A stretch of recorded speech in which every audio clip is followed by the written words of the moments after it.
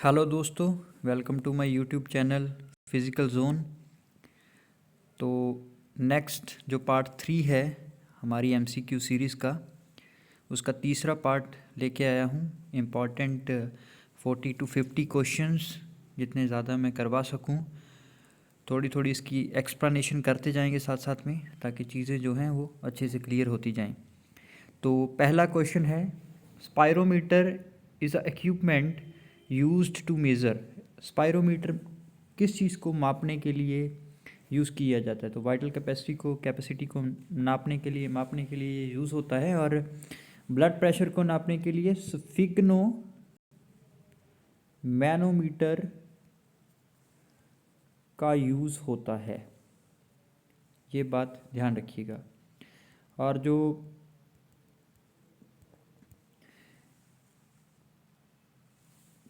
Doctor use करते हैं beats को चेक करने के लिए, हार्ट बीट को चेक करने के लिए, जो कानों में हेडफोन टाइप स्ट्रक्चर सा लगाते हैं, उसको स्टेथोस्कोप बोलते हैं।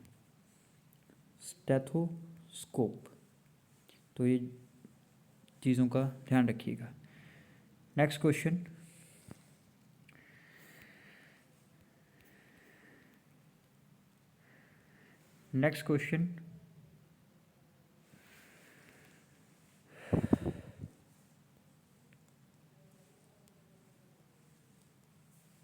High blood sugar level is controlled by. जो हाई ब्लड शुगर होती है वो कौन कंट्रोल करके रखता है? तो वो कंट्रोल करके रखता है इंसुलिन। ये जो इंसुलिन होता है ये पैनक्रियाज प्रोड्यूस करती है, हमारी पैनक्रियाज प्रोड्यूस करती है। और पैनक्रियाज में भी पूछ लें कि पैनक्रियाज में कौन प्रोड्यूस करता है। पैनक्रियाज के अंदर सेल्स होते हैं islets of Langerhans. Islets of Langerhans, इससे प्रोड्यूस होता है इंसुलिन। अगर इससे भी डीप ज़्यादा पूछ लें कि आइलेट्स ऑफ लैंगरहैंस में कौन से सेल से इंसुलिन प्रोड्यूस होता है, तो इंसुलिन आइलेट्स ऑफ लैंगरहैंस में 3 तरह के सेल होते हैं। एक बीटा सेल होते हैं, एक अल्फा सेल होते हैं, और एक और टाइप के सेल होते हैं, शायद गामा सेल होते हैं। तो ये तीनों प्रकार के जो सेल हैं ये अलग अलग हार्मोन रिलीज़ करते हैं। हमारे लिए 2 इम्पॉर्टेंट हैं। बीटा सेल जो हैं वो इंसुलिन प्रोड्यूस करते हैं, और जो अल्फ़ा सेल्स होते हैं वो ग्लूकाजोन प्रोड्यूस करते हैं। तो अंतर बता देता हूँ मैं। जो इंसुलिन होता है वो ब्लड शुगर यानी कि ग्लूकोज को ग्लाइकोजन में चेंज करता है, और जो ग्लूकाजोन होता है हार्मोन, वो ग्लाइकोजन को वापस ग्लूकोज में चेंज करता है। तो इस बात का ध्यान रखिएगा। ये दोनों इंसुलिन और ग्लूकाजोन दोनों हार्मोन पैनक्रियास द्वारा प्रोड्यूस होता है, और दोनों एक दूसरे के ऑपोजिट काम करते हैं। Next, dash and dash are the 2 important ions in nerve cell. तो पोटाशियम एंड सोडियम ये इम्पॉर्टेंट आयंस होते हैं जो सिग्नल्स को एक जगह से दूसरी जगह लेके जाते हैं नर्व सेल्स के अंदर, न्यूरॉन्स के अंदर।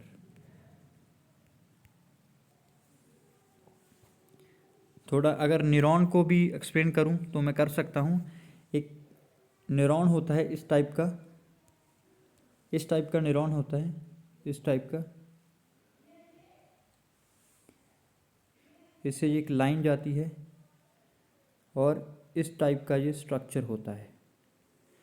तो ये जो आपको स्ट्रक्चर नज़र आ रहा है, इनको डेंड्राइट्स बोलते हैं। ये सिग्नल्स को रिसीव करके सेल बॉडी में भेजते हैं। ये सेल बॉडी है, ये क्या है? Cell body. डेंड्राइट्स सिग्नल्स को रिसीव करते हैं और सेल बॉडी में भेजते हैं।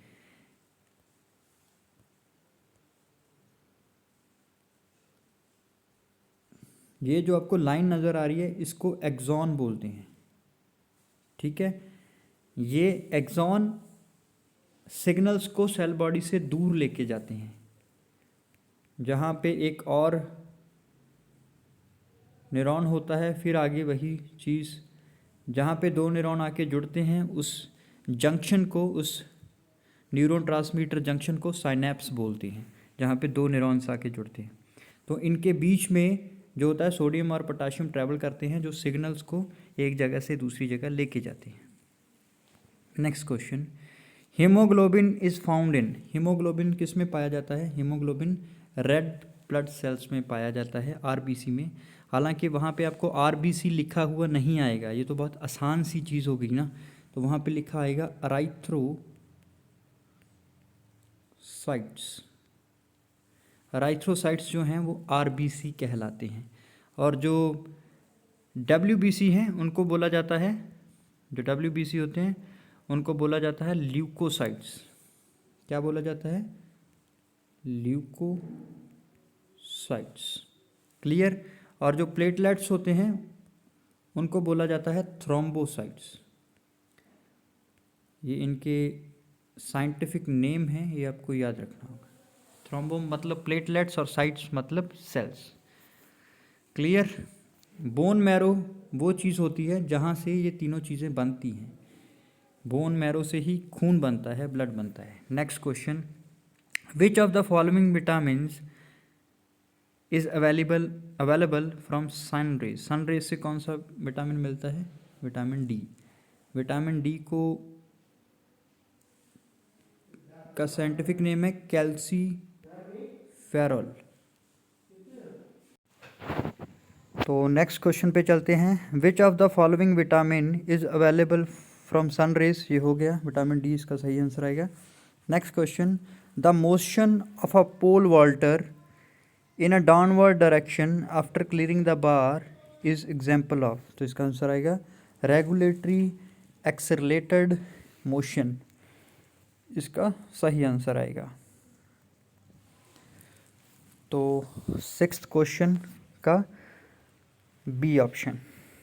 Next, example of Newton's third law from the given activities. इनमें से कौन सी एक्टिविटी है जो न्यूटन के लॉ पे बेस्ड है? थर्ड लॉ पे। न्यूटन का जो थर्ड लॉ है वो है एक्शन टू रिएक्शन। जितना आप एक्शन करोगे उसका उतना ही रिएक्शन आएगा। तो इसका सही आंसर आएगा रनिंग एंड जंपिंग। जितनी स्पीड से आप रनिंग करोगे उतनी ज़्यादा आपकी जंपिंग डिस्टेंस कवर होगा। Systematic, next question, systematic circulation is the act which means. जो सिस्टमेटिक सर्कुलेशन होती है उसका क्या मतलब होता है? दो चीज़ें समझिएगा। हमारी जो सर्कुलेशन होती है बॉडी की वो डबल सर्कुलेशन होती है।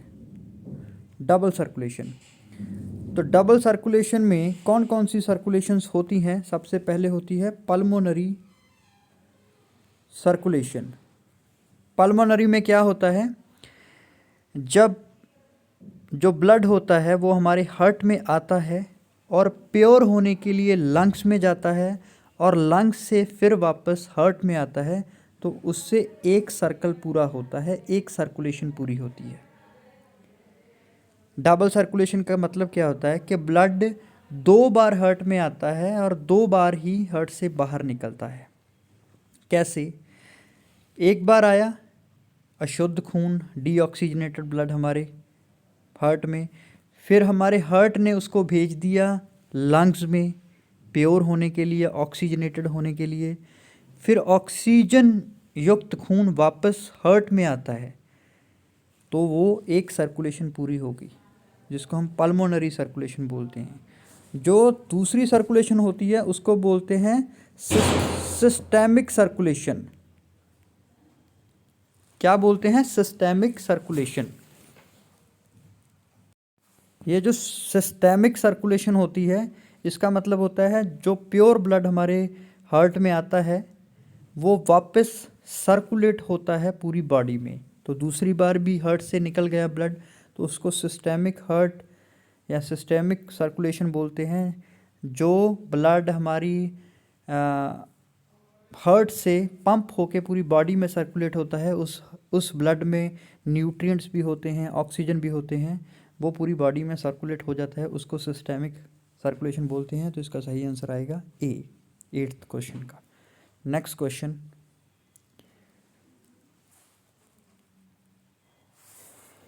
Dash is required for the development of strong bones.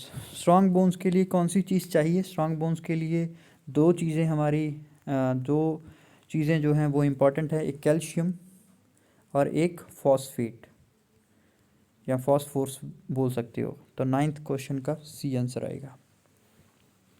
Next question, dash is the longest muscle in the human body.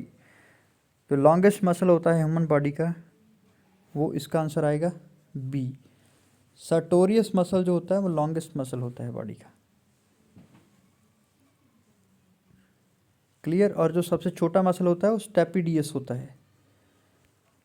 Stapedius जो स्टेप्स हमारी बॉडी की सबसे छोटी बोन से अटैच होता है। और जो सबसे लार्जेस्ट मसल होता है वो ग्लूटियस मैक्सिमस होता है। जो पेक्टोरलिस मेजर होते हैं वो हमारे चेस्ट मसल्स होते हैं। दो तरह के होते हैं, पेक्टोरलिस मेजर और pectoralis minor. Next question, gluteus Maximus हमारे बट मसल्स होते हैं जो हमारे बटक्स में होते हैं।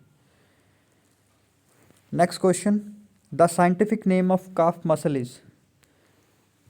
जो साइंटिफिक नेम है काफ मसल्स का, हम रेगुलरली इसको काफ मसल्स बोल देते हैं, बट इसका जो साइंटिफिक नेम है वो है गैस्ट्रोनीमस। गैस्ट्रोनीमियस इसका सही आंसर है, बी आंसर 11th का। Next question, blood from the right ventricle of the heart is taken to the lungs by for purification by. तो हमारे हार्ट में जब एक बार खून आ गया, वो शुद्ध होने के लिए, ऑक्सीजनेटेड होने के लिए लंग्स में जाता है। तो लंग्स में कौन लेके जाता है? तो लंग्स में लेके जाता है पल्मोनरी आर्टरी। ये पल्मोनरी आर्टरी एकमात्र आर्टरी है जो अशुद्ध खून कैरी करती है। बाकी सारी आर्टरीज शुद्ध खून कैरी करती हैं जिसमें ऑक्सीजन होती है। हेपेटिक आर्टरी जो है वो लीवर में प्योर ब्लड लेके जाती है। जो रीनल आर्टरी होती है वो किडनीज में लेके जाती हैं। जो करोनरी आर्टरी होती हैं वो हार्ट मसल को प्योर ब्लड सप्लाई करती हैं, क्योंकि हार्ट मसल को भी तो खुराक की, न्यूट्रिएंट्स की, ऑक्सीजन की ज़रूरत है, वो तभी काम करेगा। Next question 13th, dash is the vitamin which is water soluble. तो वाटर सॉल्युबल कौन सा विटामिन होता है? Vitamin B. विटामिन बी और विटामिन सी ये दोनों ही वाटर सॉल्युबल हैं। 4 विटामिन, केड वर्ड याद रखिएगा, KADEE, KADE, ये सारे फैट सॉल्युबल होते हैं। इनके साइंटिफिक नेम जो हैं वो बहुत इंपॉर्टेंट हैं। जब कभी भी टाइम लगे तो एक बार बैलेंस डाइट पे लेक्चर ज़रूर प्रिपेयर किया जाएगा, और इससे क्या होगा, आपके जो डाउट्स हैं वो क्लियर हो जाएंगे। Next question, dash is often, ऊपर वाले का बी ऑप्शन आंसर था इसका, विटामिन बी। तो next question, dash is often called building blocks of life as its structural functional unit of all living organism. तो किस चीज़ से बनी है ह्यूमन बॉडी? हम सेल्स से बनी है, बिल्डिंग ब्लॉक्स है। इससे ही तो एक घर जो है ईंट से बनता है। तो घर किससे बना? ईंट से बना। तो हमारा जो बॉडी है वो सेल से बनी है। सेल से मिलके टिश्यू बनते हैं, टिश्यू से मिलके ऑर्गन बनते हैं, ऑर्गन से मिलके सिस्टम बनते हैं, और सिस्टम से मिलके ह्यूमन बॉडी बनती है। Next question, branch of science which deals with the body structure and relationship amongst structure. वो किस चीज़ की स्टडी है जो हमारे, उस स्टडी का नाम बताए जो हमारे बॉडी के स्ट्रक्चर के बारे में हमें एजुकेशन प्रोवाइड करती है। तो इसका आंसर आएगा anatomy.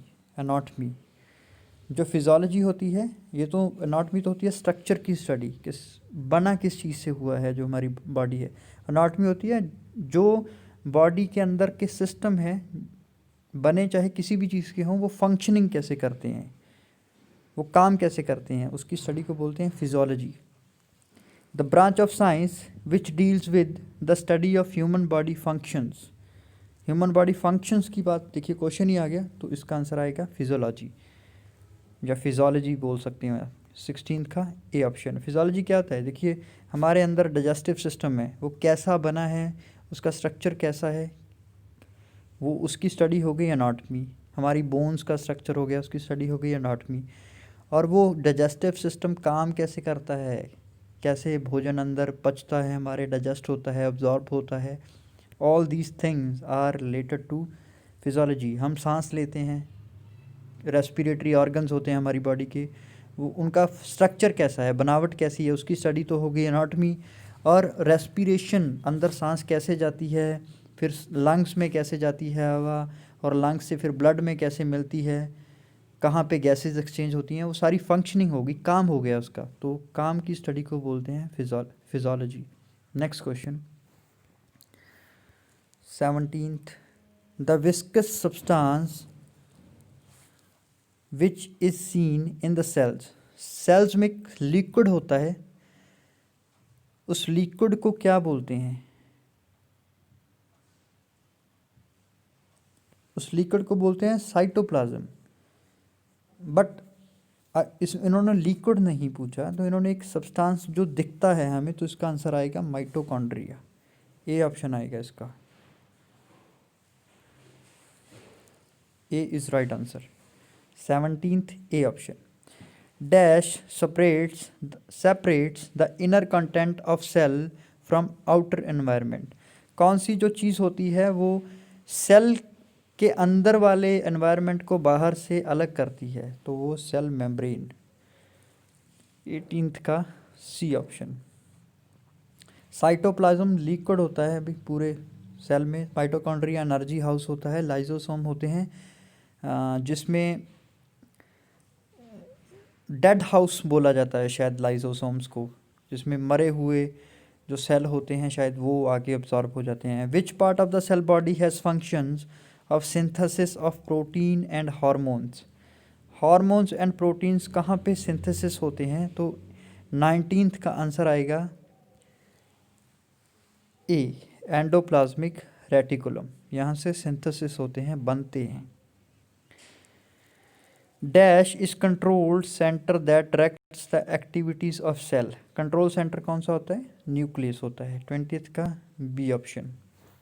Next question, spot the odd one. इनमें से कौन सा जो है वो ऑड वन है? बोन। देखिए बोन से ही ब्लड बनता है और बोनी स्ट्रक्चर होता है कार्टिलेजिस का, तो मसल्स इसका सही आंसर आएगा। 21 का D option. Next question, the total number of bones present in our skeletal system. Skeletal system में कितनी बोन्स होती हैं? 206। इनको दो हिस्सों में डिवाइड किया जाता है। एक को बोलते हैं अपेंडिकुलर स्केलेटल सिस्टम और एक को I can't recall right now, एक को और बोलते हैं। तो अपेंडिकुलर स्केलेटल सिस्टम में होते हैं 126 और एक होता है एक्सियल स्केलेटल सिस्टम, उसमें होती हैं 80 बोन्स। तो 80 और 126 टोटल मिला के 206 बोन्स हो गई। The approximate muscle number of muscles in our body is. Total number of muscles कितने होते हैं बॉडी में? तो टोटल नंबर ऑफ मसल्स होते हैं 600 से ऊपर, यानी कि 650 इसका सही आंसर आएगा। Next question, dash transport food oxygen to the cells and carry away carbon dioxide and other waste. तो ब्लड का ये काम होता है ऑक्सीजन को देना, न्यूट्रिएंट्स को पूरी बॉडी पार्ट्स में सर्व करना और उनसे वेस्ट प्रोडक्ट और कार्बन डाइऑक्साइड कलेक्ट करके वापस बॉडी से बाहर निकालना।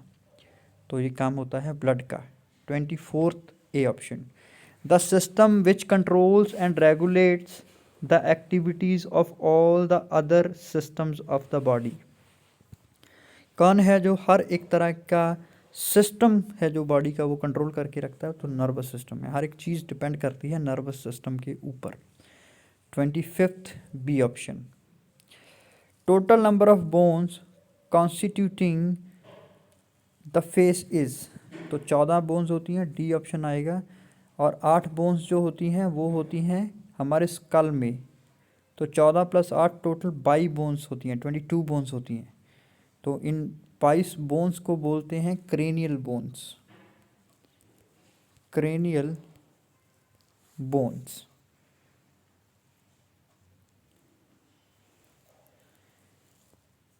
इन 22 बोन्स को क्रेनियल बोन्स नहीं बोलते, जो 8 बोन्स होती हैं उनको क्रेनियल बोन्स बोलते हैं।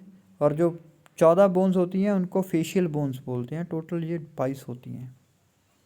Next question, auditory bone is situated in, जो ऑडिटरी बोन होती है, सुनने वाली जो हड्डियां होती हैं हमारी, इनका बहुत बड़ा रोल होता है, हमें जो भी चीज़ सुनाई देती है तो वो होती हैं ईयर में। अगर ईयर में भी पूछा जाए तो मिडल ईयर में होती हैं ये। 3 बोन्स होती हैं, इंसस, मैलियस एंड स्टेप्स। ये तीनों का बहुत बड़ा योगदान होता है, जो चीज़ें हमें सुनाई देती हैं, घंटी का काम करती हैं उधर ये। The largest and strongest bone of human body is, largest bone होती है फीमर, जिसको थाई बोन भी बोलते हैं। नेक्स्ट क्वेश्चन 28 हो गया। 29, collar bone is called, collar bones को क्या बोलते हैं? Clavicle bone. इसको ब्यूटी बोन भी बोलते हैं, beauty bone. Next question, the anatomical plane which divides body into front and back, वो कौन सा प्लान होता है जो बॉडी को 2 हिस्सों में, फ्रंट और बैक में डिवाइड कर देता है? तो ये इसका सही आंसर होगा 30th क्वेश्चन का आंसर सही होगा ए, फ्रंटल प्लान बोला जाता है इसको। ये प्लान और एक्सिस का टॉपिक है, हालांकि जिन्होंने पढ़ा हुआ है तो उनको ये चीज़ें ऑप्शन से और क्वेश्चन से क्लियर हो जाएंगी, बट जिन्होंने नहीं पढ़ा तो इनको आप ज़रूर क्लियर करें। आप यूट्यूब पे कहीं भी जाओगे, प्लान और एक्सिस सर्च करें और वहाँ पे आपको अच्छा टॉपिक मिल जाएगा और आपको चीज़ें क्लियर हो जाएंगी। Next question, the joint at the knee, fingers and are examples of, जो नी में फिंगर्स में जॉइंट्स होते हैं वो किस चीज़ का एग्जाम्पल है? तो वो हिंग जॉइंट है, हिंग जॉइंट यानी कि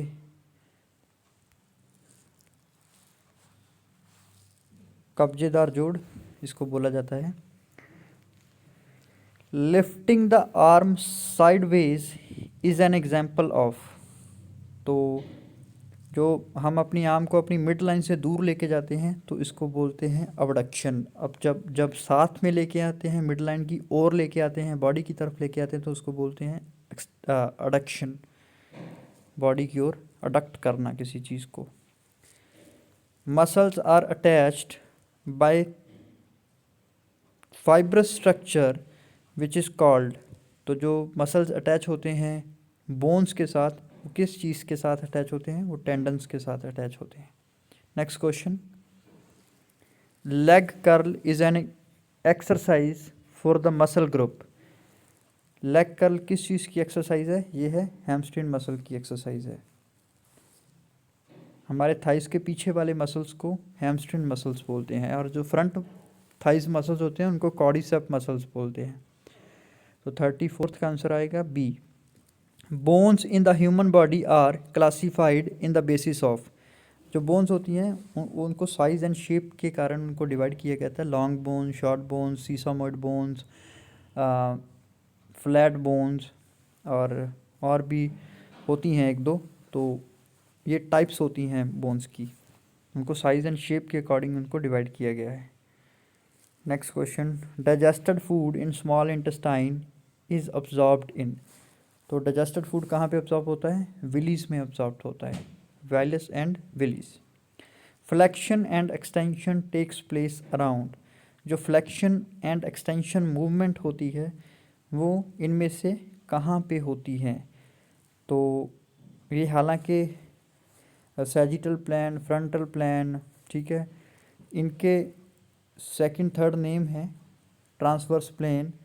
तो ये चीज़ें आपको अगर एक्सप्लेन करूं तो काफ़ी लंबा वीडियो चला जाएगा, तो तभी आपको बोल रहा हूँ कि प्लान और एक्सिस का वीडियो ज़रूर देखें, तभी आपको चीज़ें क्लियर होंगी। Flexion extension takes place around, 37th question, इसका सही आंसर आएगा मीडियो लेटरल एक्सिस, 37th का A option. Protraction and retraction takes place in, तो प्रोट्रैक्शन एंड रिट्रैक्शन होती है शोल्डर जॉइंट में। ये मूवमेंट्स के नाम है। जब हम किसी चीज़ के लिए मना करते हैं तो हम अपने शोल्डर्स को ऊपर उठाते हैं, तो वो प्रोट्रैक्शन होगी। जब हम नीचे लेके जाते हैं तो वो रिट्रैक्शन हो गई, तो इसको ये शोल्डर जॉइंट में होती है। 38 B option. Next question, which of the following is known as the trunk line of nervous system. जो नर्वस सिस्टम की ट्रंक लाइन होती है वो स्पाइनल कॉर्ड होती है। Next question, respiration is controlled by the respiratory center located in। तो respiratory कौन control करके रखता है? वो कंट्रोल करके रखता है medulla oblongata. Next question, Newton's second law of motion is also known as. Newton का सेकंड लॉ क्या होता है? Law of acceleration. जो फर्स्ट लॉ होता है वो होता है लॉ ऑफ इनर्शिया, सेकंड होता है law of acceleration, third law होता है law of action to reaction. Next question, the heart muscle is called as. Heart muscles को क्या क्या बोला जाता है? हार्ट मसल्स को कार्डिक मसल्स बोला जाता है, इनको मायोकार्डियम मसल्स भी बोला जाता है। नेक्स्ट क्वेश्चन 42 सी ऑप्शन बिल्कुल सही। Next question, mitochondria plays an important role in cell respiration. तो माइटोकॉन्ड्रिया का रोल क्या होता है? माइटोकॉन्ड्रिया का रोल होता है प्रोडक्शन ऑफ एनर्जी। तो एक चीज़ और बता देता हूँ आपको, एक सेल का अलग से टॉपिक आता है, जैसे मस्कुलर सिस्टम होता है, नर्वस सिस्टम होता है, ऐसे ही सेल का अलग से टॉपिक है।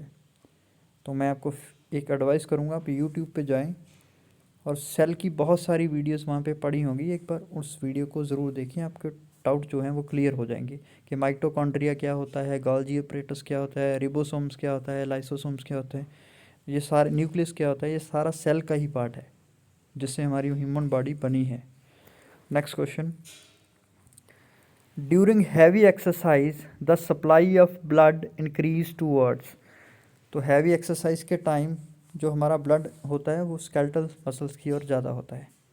Anabolic steroids affect directly. जो एनाबॉलिक स्टीरॉयड होते हैं वो अपने मसल्स को इफेक्ट करते हैं। Softness of bones is known as. जो सॉफ्टनेस होती है बोन्स की वो किससे होती है? वो होती है ऑस्टियोमलासिया। हालांकि ऑस्टियोपोरोसिस भी इसका आंसर आ सकता है, क्योंकि ऑस्टियोपोरोसिस का मतलब होता है बोन डेंसिटी का कम होना, यानी कि बोन्स का जो घनत्व होता है, जो ऑस्टियोपोरोसिस का मतलब है हड्डियां अंदर से खोखली हो जाती हैं, तो उससे भी हड्डियां सॉफ्ट हो जाती हैं। तो इसका आंसर दोनों में से आ सकता है, बट ऑस्टियोमलासिया इसका answer according to this answer की दिया हुआ है। Cryotherapy is the first aid treatment given for. जो क्रिप्टोथेरेपी होती है, सॉरी क्रायोथेरेपी होती है, जिसको हम कोल्ड थेरेपी भी बोल सकते हैं, वो कब दी जा सकती है? ऑल ऑफ दी अबव आएगा। स्ट्रेन में भी दी जा सकती है, स्प्रेन और डिसलोकेशन। जो इंजरीज में से आया हुआ क्वेश्चन है। स्ट्रेन जो होती है वो टेंडन इंजरी होती है, जो स्प्रेन होती है वो लिगामेंट इंजरी होती है। डिसलोकेशन मतलब दो हड्डियां जहाँ पे जुड़ी होती हैं उन हड्डियों का डिसलोकेट हो जाना, अपनी ओरिजिनल पोजीशन को छोड़ के किसी और पोजीशन पे आ जाना, तो वो होती है dislocation. Immediate symptoms of sprained ankle is. Immediate क्या होता है? ओडेमा हो जाता है, यानी कि स्टिफनेस आ जाती है, अकड़ा आ जाता है उस अफेक्टेड एरिया में, उस इंजर्ड एरिया में। Next question, relaxation of atria and ventricle is called. जब आर्टरीज और वेंट्रिकल जो हैं वो रिलैक्स पोजीशन में होते हैं, दैट मीन्स उस सिचुएशन को डायस्टॉल सिचुएशन बोलते हैं। कौन सी सिचुएशन बोलते हैं? डायस्टॉल सिचुएशन बोलते हैं। सिस्टॉल जब हार्ट कॉन्ट्रैक्ट होता है, जब हार्ट कॉन्ट्रैक्ट होगा तो पूरा ब्लड जो हार्ट में है वो बॉडी से बाहर चला जाएगा, और हार्ट से बाहर चला जाएगा, तो उस टाइम प्रेशर जो है आर्टरीज पे ज़्यादा होगा, तो उस सिचुएशन को सिस्टॉल कहते हैं। और जो डायस्टॉल होता है उसमें उस टाइम हार्ट के जो वेंट्रिकल पार्ट होता है वो रिलैक्स होता है, आर्टरीज रिलैक्स होते हैं, यानी कि जो ब्लड है वो वापस हार्ट की ओर आता है, तो इस सिचुएशन को डायस्टॉल बोलते हैं। नेक्स्ट क्वेश्चन,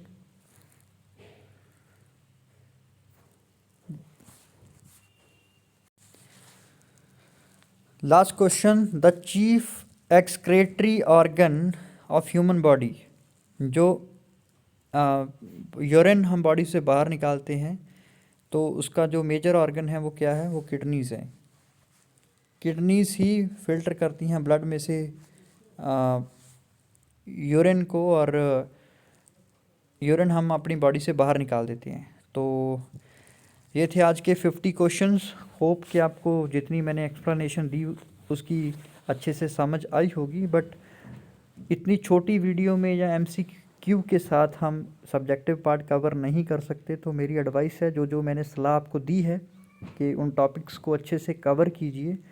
जब तक आप उन टॉपिक्स को कवर नहीं करते, आप में भी अगर क्वेश्चंस उसी टॉपिक में से किसी और पार्ट्स में से आ जाएं तो उस टाइम दिक्कत आती है। तो अगर हमें सब्जेक्टिव पार्ट क्लियर है तो शायद हम किसी भी तरह का कोई भी क्वेश्चन आ जाए हम उसका आंसर दे सकते हैं। तो अगर वीडियो अच्छी लगी हो तो लाइक करें, सब्सक्राइब करें, कमेंट करें। Thank you. Have a nice day.